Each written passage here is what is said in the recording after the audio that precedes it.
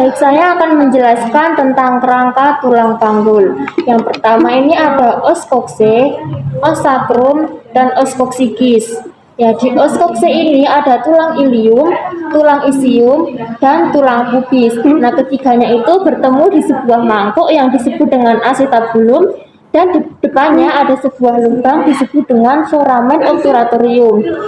Nah, di tulang ilium ini ada sayap ilium atau yang disebut dengan ala iliaca. Kemudian ada bagian yang tebal yaitu crista iliaca. Kemudian ada tonjolan di bagian depan atas itu disebut dengan sias atau spina iliaca anterior superior. Kemudian di bawahnya yaitu ada tonjolan spina iliaca anterior inferior. Kemudian di bagian belakang ini tonjolan yang atas disebut dengan spina iliaca posterior superior dan di bawahnya ada spina iliaca posterior inferior.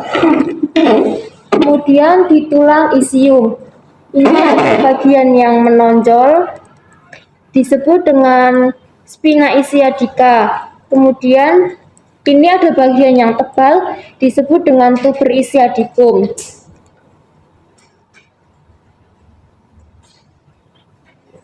Kemudian di tulang pubis ada bagian atas pubis disebut dengan ramus superior os pubis dan di bawah ada ramus inferior os pubis dan ini membentuk sudut pubis disebut dengan arcus pubis.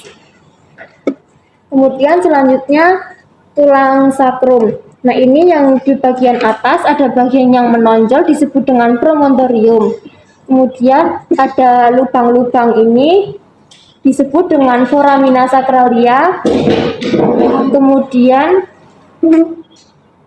di bagian belakang ada bagian yang menonjol, ini disebut dengan spina tubercle. Kemudian ada bagian yang runcing-runcing, ini disebut dengan crista sacralia.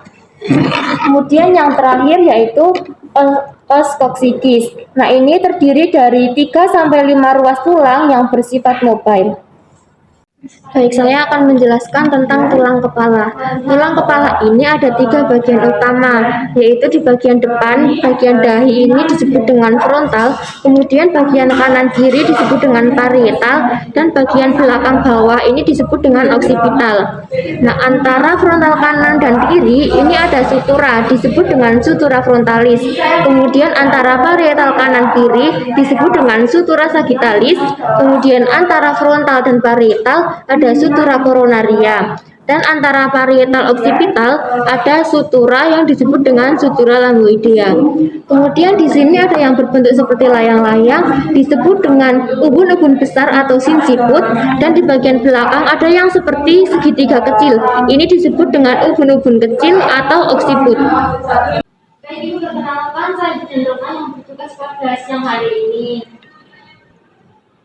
Ini kan Ibu sudah pembukaan lengkap, tapi tutupannya belum pecah. Nah, di sini saya akan membantu pemecahan ketuban Ibu agar ketubannya bisa pecah dan nanti Ibu bisa melakukan persalinan dengan lancar. Sebelumnya saya izin untuk nilai dulu ya, Ibu.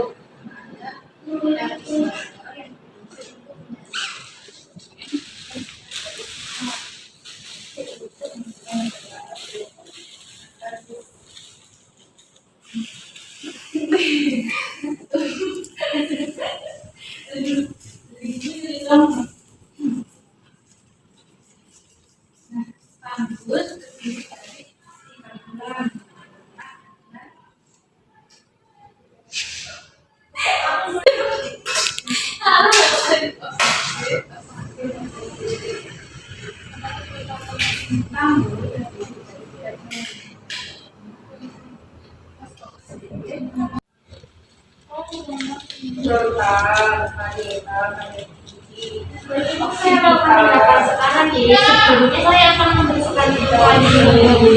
Izin Ibu. Terus sutura frontalis.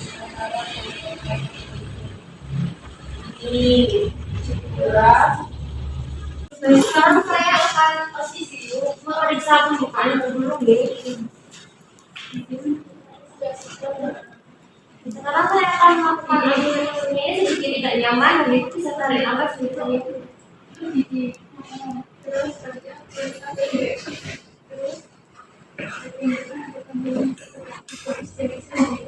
nilai ini air ketubannya sudah pecah dan ibu bisa segera melangsungkan persalinan. Ibu perkenalkan, saya Bidandono yang bertugas pada siang hari ini. Jadi ini saya akan melakukan tindakan episiotomi ibu.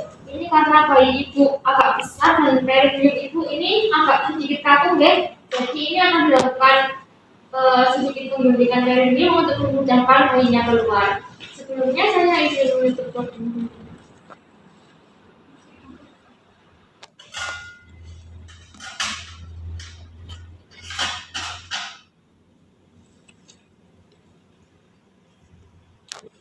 Ini saya bersihkan dulu itu.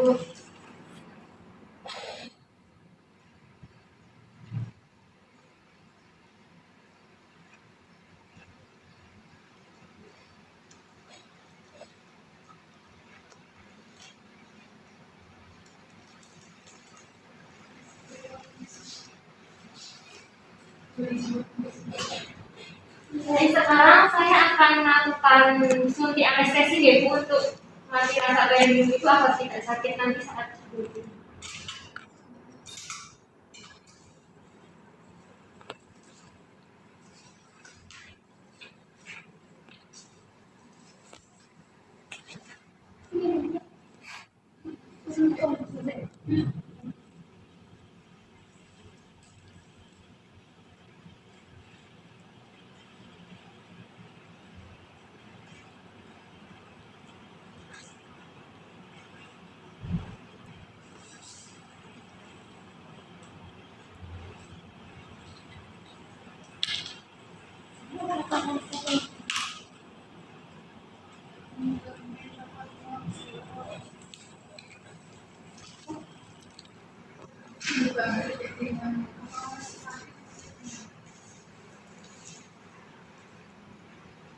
Sakit nggak Bu?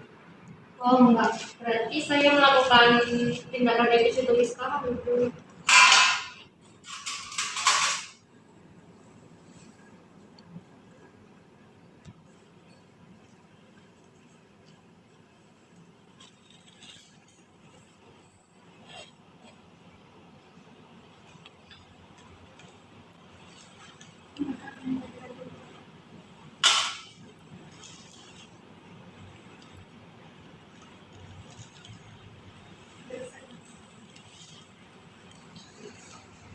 Ini sudah selesai Ibu.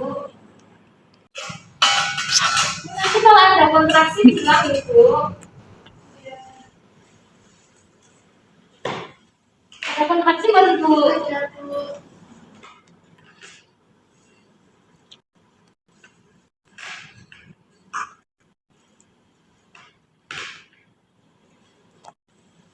Ada kontraksi Bu.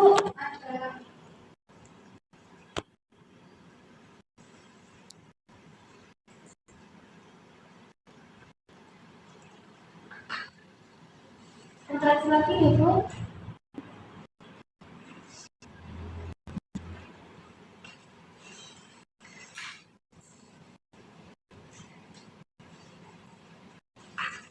Kontraksi Ibu.